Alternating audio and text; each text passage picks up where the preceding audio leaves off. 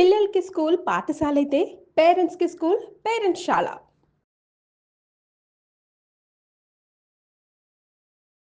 నమస్తే రమగారు. నమస్తే జయ. రమగారు మీ friends list తీయండి ఒకసారి. ఓకే. వరుస పెట్టి అందరికి విషెస్ చెప్పండి. ఎందుకో తెలుసా? మనకి ఫ్రెండ్షిప్ డే వస్తుంది రమగారు. ఏటా వస్తుందిగా, ప్రతి సంవత్సరం వస్తుంది. అన్ని దినాలతో పాటు ఇది కూడా ఒక రోజు. కాబట్టి మీకు లిస్ట్ ఎక్కువ కాబట్టి చిన్నప్పటి నుంచి ఉన్న ఫ్రెండ్స్ ఇంకా టచ్ లో ఉంటారు కదా మీకు? కొంతమంది ఉన్నారు ఆల్మోస్ట్. ఏ క్లాస్ నుంచి ఉన్న వాళ్ళు ఇప్పటి వరకు ఇంకా టచ్ లో ఉన్నారు రమగారు? 1 నుంచి 5 దాకా గూడూరులో చదువుకున్నా నేను. అదొక కాన్వెంట్. ఈ కాన్వెంట్ లో చదువుకున్న వాళ్ళలో ఒక మాధవి టచ్ లో ఉంది 1వ క్లాస్ నుంచి. 4th క్లాస్లో చేరాడు జనార్దన. 4th నుంచి 10th దాకా తను హై స్కూల్ కూడా మాతో పాటే ఉన్నాడు. జనార్దన టచ్లోనే ఉన్నాడు. ఈ 1వ క్లాస్ నుంచి 5వ క్లాస్ దాకా ఆదిలక్ష్మి వీళ్ళందరూ కొంతమంది ఉండేవాళ్ళు. కానీ ఆదిలక్ష్మి మళ్ళీ మధ్య టచ్లో, తనకు తొందరగానే పెళ్ళి అయిపోయింది. 1 to 5th అయినా కూడా మళ్ళీ టచ్లోకి వచ్చారు. ఇంకా ఉన్నారు అట్లా. చిట్టుగూడూరు అంటే ఇప్పుడు మా సొంత ఊళ్ళో ఆడుకునే కజిన్స్ పిల్లలు వాళ్ళు ఉన్నారు కదా, చిన్నప్పుడు ఆడుకున్న వాళ్ళు.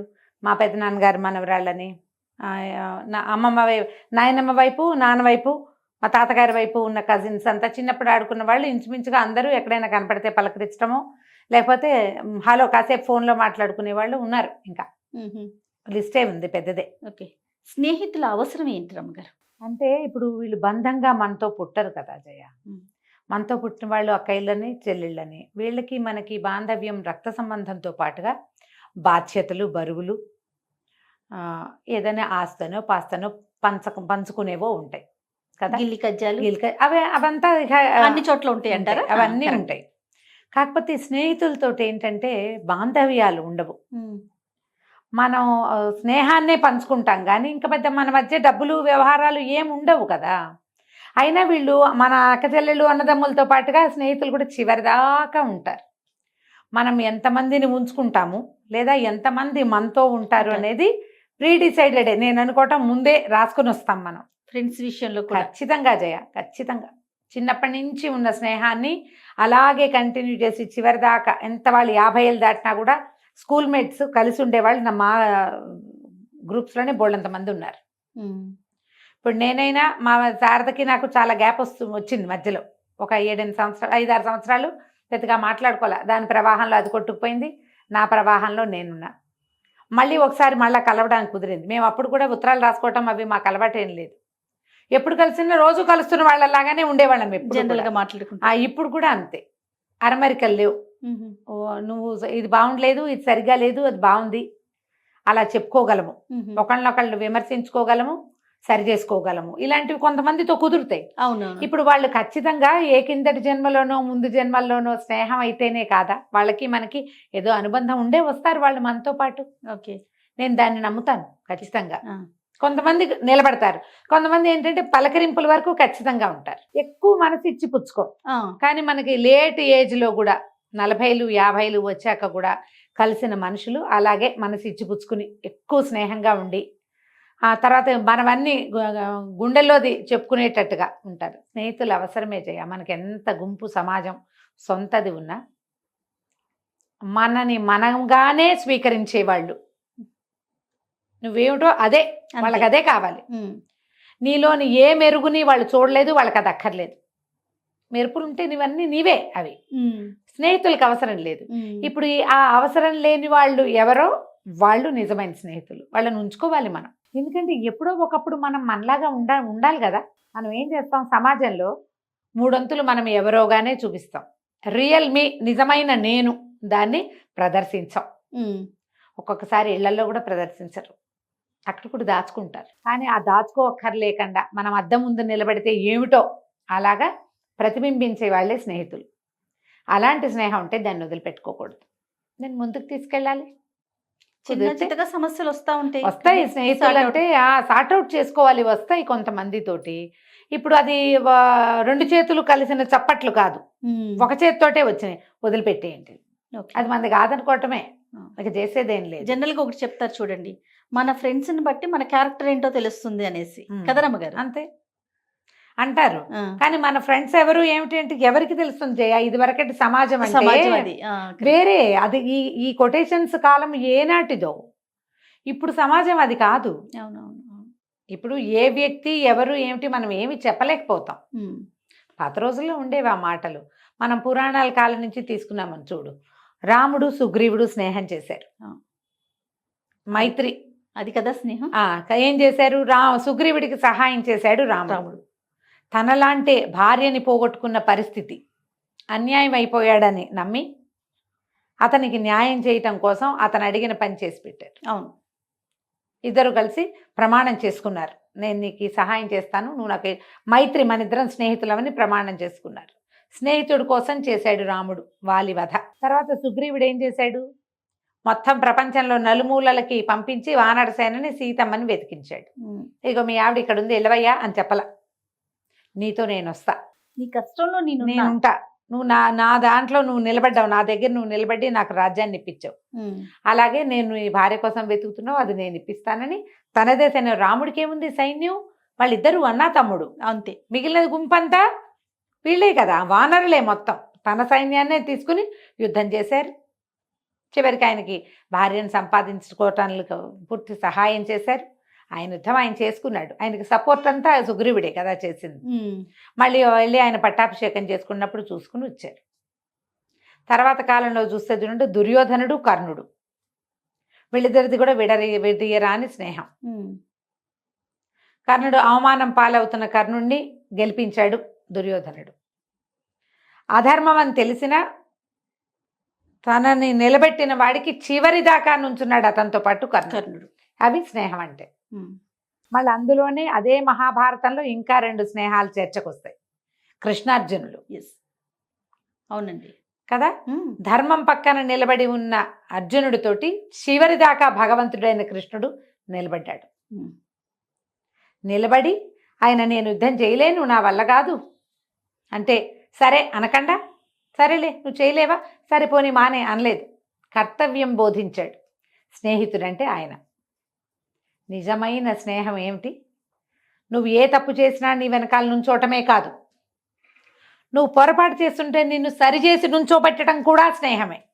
ఇదొక రకం స్నేహం, అదొక స్నేహం. ఇది వాసికెక్కిన స్నేహం ఏది?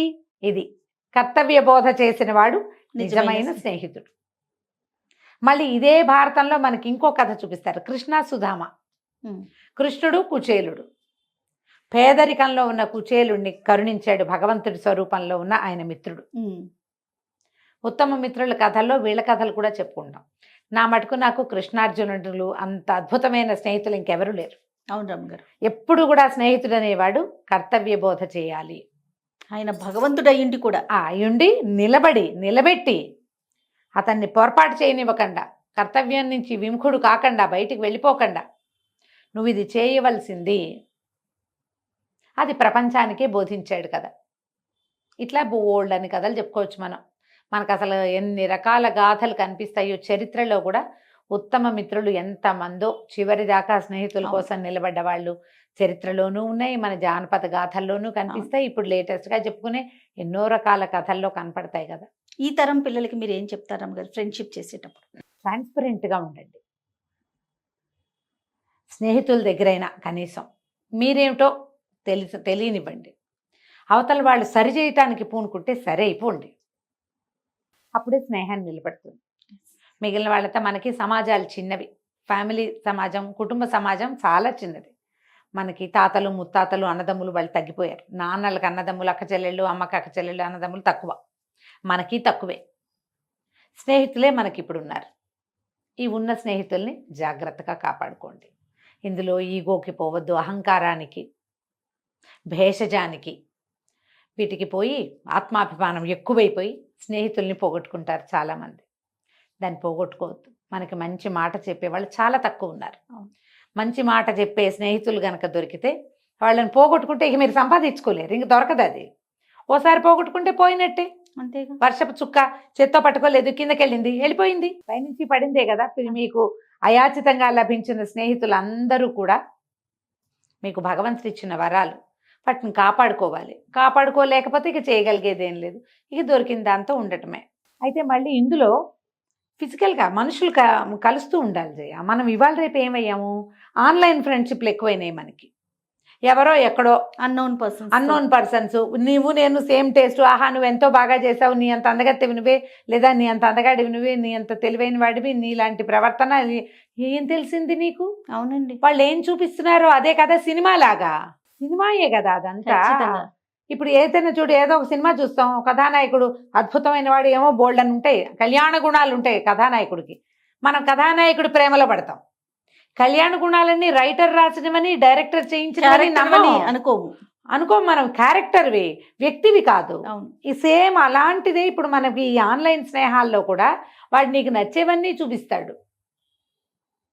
అవేవో రంగులు మారుస్తాయిట, పువ్వులు సీతాకోక చిలుకల్ని ఆకర్షించడానికి, మనుషుల్ని ఆకర్షించడానికి చేసేవి. వాళ్ళు ఒరిజినల్గా అది అవునో కాదో తెలుసుకోకుండా మనసులు ఇచ్చేయకండి అయ్యా, అమ్మ కూడా, అబ్బాయిలు అమ్మాయిలు కూడా. నీ నవ్వు బాగుంది, నీది బాగుంది, ఏవో బాగుంటాయి ఫోటోల్లో, 100 ఫోటోలు తీస్తే ఓ ఫోటో చక్కగా ఉన్న ఫోటో పెట్టుకుంటాం అందులో మనం, అంతే. అదే మన ఒరిజినల్ థింగ్ కాదు. ఒక గ్లాన్స్, ఏమన్నా ఒక చిన్న షేడ్ అది, అంతే. కాబట్టి కొంచెం జాగ్రత్తగా ఉండండి. చిన్నతనపు స్నేహాలు ఉంటే వాటిని కాపాడుకోండి, పాడు చేసుకోవద్దు స్నేహాల్ని. చాలా బాగా చెప్పారు రమ్మగారు. ఎందుకంటే ఆన్లైన్ మోసాలు, పెళ్ళైన వాళ్ళు అలానే, అంటే సందర్భం కాకపోయినా మళ్ళీ మాట్లాడుకోవాల్సిన విషయం కదా. చిన్న పిల్లలు అలానే చేస్తున్నారు, పెద్దవాళ్ళు, బాధ్యత తెలిసిన వాళ్ళు కూడా మొహం చూడకుండానే ఫ్రెండ్షిప్లు చేయటం, అది ఎక్కడికో దారి తీయటం, అదే జీవితాలని నాశనం చేసుకునే వాళ్ళని కూడా మనం చూస్తూనే ఉన్నాం కదా. కాస్త జాగ్రత్తతో ఉండాల్సిన అవసరం అయితే ఉంది. అయితే ప్రెసెంట్ మీతో రెగ్యులర్గా టచ్లో ఉన్న వాళ్ళు ఎవరైనా ఉంటే ఒకసారి మాట్లాడండి రమ్మగారు. ఫ్రెండ్స్ కొంతమంది రెగ్యులర్ టచ్లోనే ఉంటారు జయ. శ్యామలు కొంచెం ఎక్కువ రెగ్యులర్ టచ్. ఆవిడ మాట నేను ఎప్పుడు వింటూ ఉంటాను మీ నోటి వెంట, శ్యామల గారు. అంటే కొంచెం లేట్ ఏజ్ ఫ్రెండ్షిప్. ఓకే. ఇప్పుడు ఒక 2 ఏళ్ళు అట్లా, 2-3 ఏళ్ళు నాకంటే చిన్నవారు. మేము ఏదో సందర్భాల్లో 8-9 సంవత్సరాల క్రితం కలిసాం.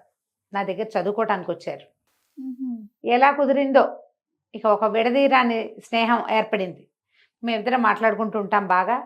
అంటే ఇప్పుడు నేను బాగా ఓపెన్ అయ్యేది శ్యామల గారి దగ్గర, బాగా ఓపెన్ అవుతాను అన్ని. నా రకరకాల ఇష్యూస్, నేను ఫేస్ చేస్తున్నవి, నాకు వచ్చిన ఇబ్బందులు, ఏం చేయాలో తెలియనప్పుడు, తోచనప్పుడు సలహా కింద నాకు సలహా ఇవ్వడానికి మాకు అక్కయ్యలు ఉన్నారు పుష్కలంగా. అయినా సరే శ్యామల గారిని కూడా టచ్ లోనే ఉంటాను, రెగ్యులర్ గా మాట్లాడుతూనే ఉంటాం. ఒకసారి మాట్లాడండి రమ్మ గారు, ఫోన్ చేయనా, విషెస్ చెప్పండి. హలో రమాగారు చెప్పండి. ఏం చేస్తున్నారు శ్యామల? చెప్పండి, ఏం చేయడం లేదు, చెప్పండి కూర్చున్నాను.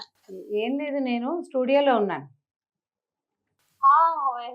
నైస్ నైస్ నైస్, చెప్పండి. ఫ్రెండ్షిప్ డేట్ ఇవాళ. జయ విషెస్ చెప్పిస్తోందని చెప్పండి. మీకు విషెస్ చెప్పించడానికి ఫోన్ చేస్తుంది జయ. అంటే నేను ఫ్రెండ్ డేలు వాటికి పెద్దగా ఇష్టపడను కదా, అందుకని విషెస్ చెప్పకపోతే పోనీ ఒకసారి హలో అనండి. Thank you friendship day, you are my bestest friend. అదే. శ్యామల గారు బాగున్నారా? బాగున్నాను. Thank you. 2 రోజులకు ఒకసారి ఫ్రెండ్షిప్ డే రోజు కాల్ చేయించారు. 2 డేస్ కి ఒకసారి నేను రమ గారు కలిసిన ప్రతిసారి 2 డేస్ కి ఒకసారి మీ పేరు వింటూ ఉంటానండి నేను రమ గారి దగ్గర. ఒక్క 2 మాటలు మా రమ్మగారి గురించి మీ ఒపీనియన్, అంటే యాజ్ ఏ ఫ్రెండ్గా మీరు, అంటే నేను ఒక గెస్ట్గా, లేకపోతే నాకు ఒక సిస్టరు, మదర్, ఇట్లా నా ఫీల్ వేరు. ఒక ఫ్రెండ్గా మీరు రమ్మగారిలో మీకు బాగా అద్భుతమైన విషయం ఏమనిపించింది? ఒక ఫ్రెండ్గా మీరు ఎలా చూస్తారు ఆవిడ్ని? రమ్మగారిలో అన్ని విషయాలు నచ్చుతాయి నాకు. ఒక్కటేముంది, అన్ని ఇష్టం. ఆవిడ ఎంత బాగా మాట్లాడతారు, ఎంత చక్కగా ఇతరులని అర్థం చేసుకుంటారు, వారి సమస్యల పట్ల ఎంత కన్సర్న్ చూపిస్తారంటే, సొంత ఇంట్లో సిస్టర్స్, పేరెంట్స్ ఎంత కన్సర్న్ తో ఉంటారో అంత కన్సర్న్ చూపిస్తారు ఎదుటి వాళ్ళ బాధ గురించి. ఎవరి గురించి పొరపాటును కూడా, ఒక్క మాట కూడా, పొరపాటును కూడా ఎటువంటి చెడ్డ మాట రాదు అసలు. అందరి గురించి మంచిగా ఆలోచిస్తూ ఉంటారు. ఇప్పుడు that is the greatest quality రామగారిలో. చాలా ఎటువంటి సిచ్యువేషన్ లోనూ తొణకరు, వెనకరు, నిదానంగా కూర్చుని ఆలోచిస్తారు. అది దానికి పరమాత్మ ఉన్నాడు, ఆయన చూసుకుంటాడు. ఇది నేను కూడా చూసానండి, ప్రత్యక్షంగా చూస్తా ఉంటారు అమ్మగారిని. ఎలాంటి సిచ్యువేషన్ వచ్చినా, అంటే జీవితం కదా, అన్ని చూస్తా ఉంటాం మనము. కష్టం వచ్చినా సుఖం వచ్చినా ఒకేలాగా స్పందిస్తూ ఉంటారండి. ముఖ్యంగా ఏదైనా సమస్య వచ్చినప్పుడు కూడా ఆవిడని చూసి నేను ఎన్ని నేర్చుకుంటాను ఎప్పుడు చెప్తూ ఉంటారు అమ్మగారిని. గుండె ధైర్యంగా ఎలా ఉండాలి, సమస్య వచ్చినప్పుడు దాన్ని మనం ఎలా తీసుకోవాలి, ఎలా తీసుకెళ్ళాలి అనేది. Anyhow exactly. Thank you so much అండి. కూడా అంతే. Thank you for this opportunity. Thank you Rama గారు. థ్యాంక్ యూ అండి. Happy friendship day. Wow super. నా బదులు మీరు చెప్తున్నారు శ్యామల, హ్యాపీ ఫ్రెండ్షిప్ డే. మాట్లాడతాను మళ్ళీ థ్యాంక్ యూ. మళ్ళీ మాట్లాడతాను. Okay, thank you. Bye. Thank you Shyamala గారు, thank you so much. Right, ఎంత చక్కగా చెప్పారు చూడండి రమ్మగారు. అంటే ఇప్పుడు అందరినీ మనం ఒకేలా కనపడతామా జయ? కనిపించాం. నాకు ఒకలాగా ఉంటారు, ఇంకొకరికి ఒకలాగా ఉంటారు, ఇంట్లో ఒకలాగా ఉంటాం, అంతే కదండి. క్యారెక్టర్ ఇప్పుడు గ్లాసులో పోస్తే టీ గ్లాసుడు, అదే కప్పులో పోస్తే కప్పుడు, అంతే కదా. వీటితో ఏంటంటే మామూలుగా కొంచెం జ్యోతిష్యం తెలుసు శ్యామలకి.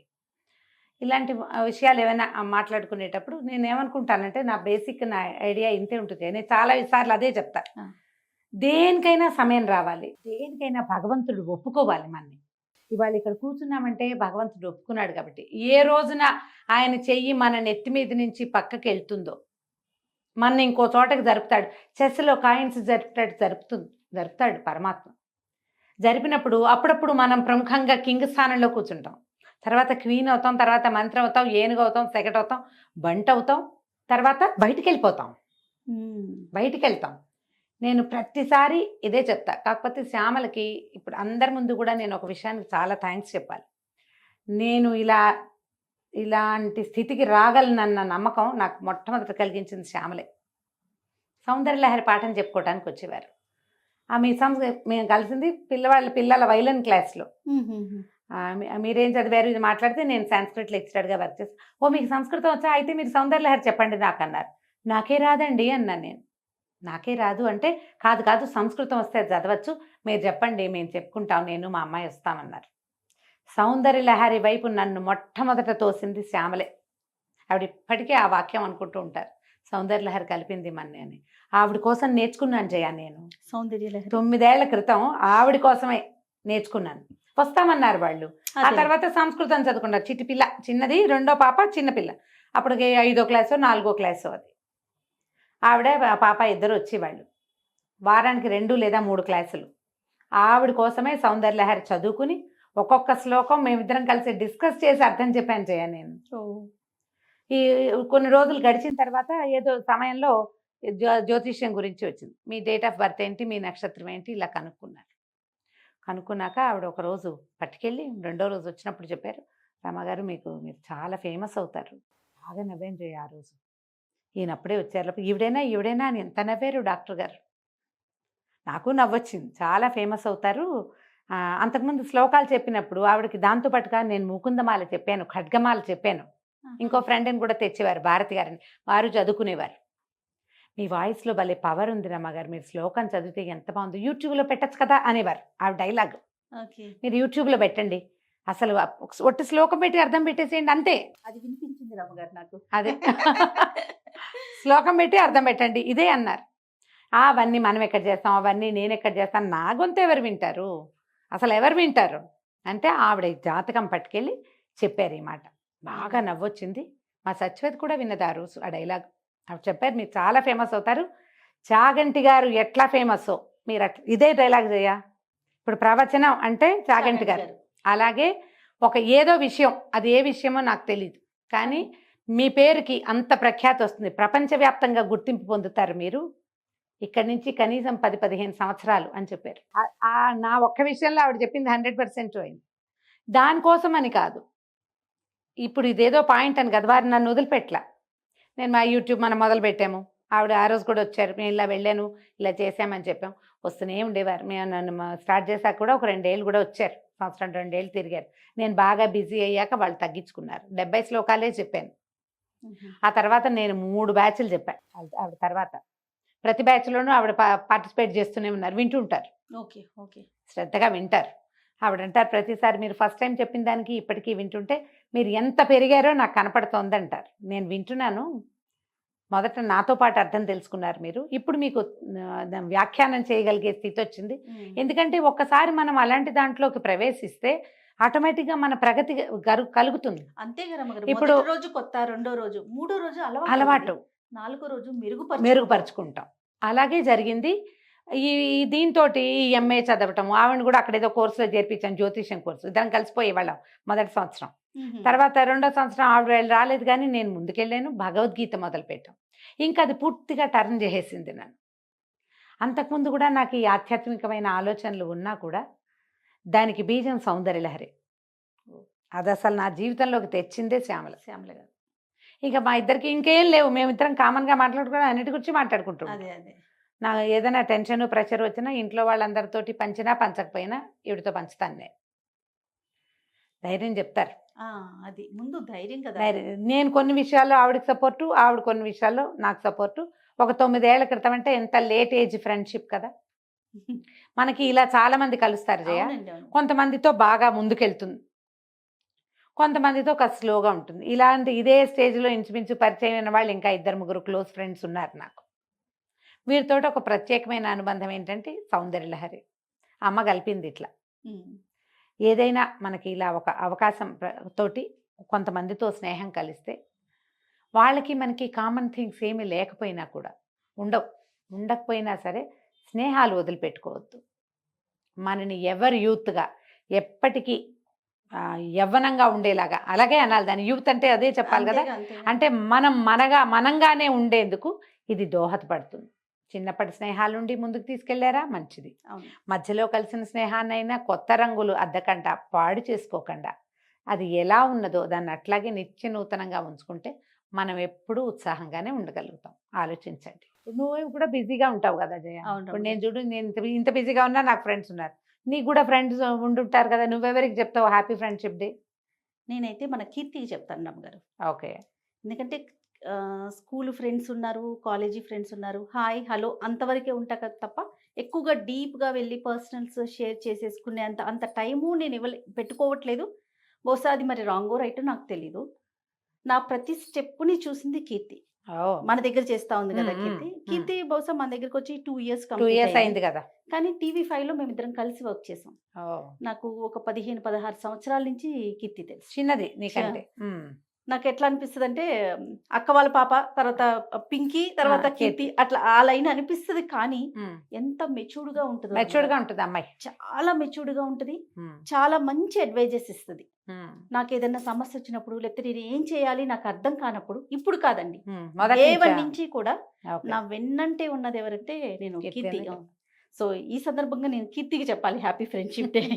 మీ ఫ్రెండ్స్ అందరికీ హ్యాపీ ఫ్రెండ్షిప్ డే చెప్పుకోండి. అయితే ఒక రోజుకి దీన్ని పరిమితంగా చెయ్యొద్దు. ఏదైనా చిన్నది వస్తే మొదటే మీ అంతట మీరే మూడో మనిషిని రానివ్వకుండా, మూడో వాళ్ళు ఉండకూడదు. మధ్యవర్తి వచ్చాడు అంటే దాన్ని వ్యవహారం అంటారు, స్నేహం అనరు. కరెక్ట్ గా చెప్పారు కదా.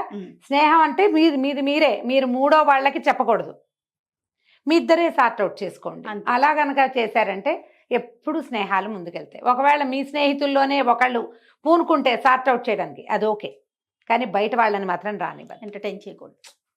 రైట్. ఈ సందర్భంగా ఫ్రెండ్స్ అందరికీ కూడా హ్యాపీ ఫ్రెండ్షిప్ డే చెప్దామండి. అలాగే నువ్వు చెప్పు, నేను కూడా అలాగే అంటాను. చెప్పేసాను already. Thank you so much రమ్మ గారు. నమస్తే. నమస్తే జయ.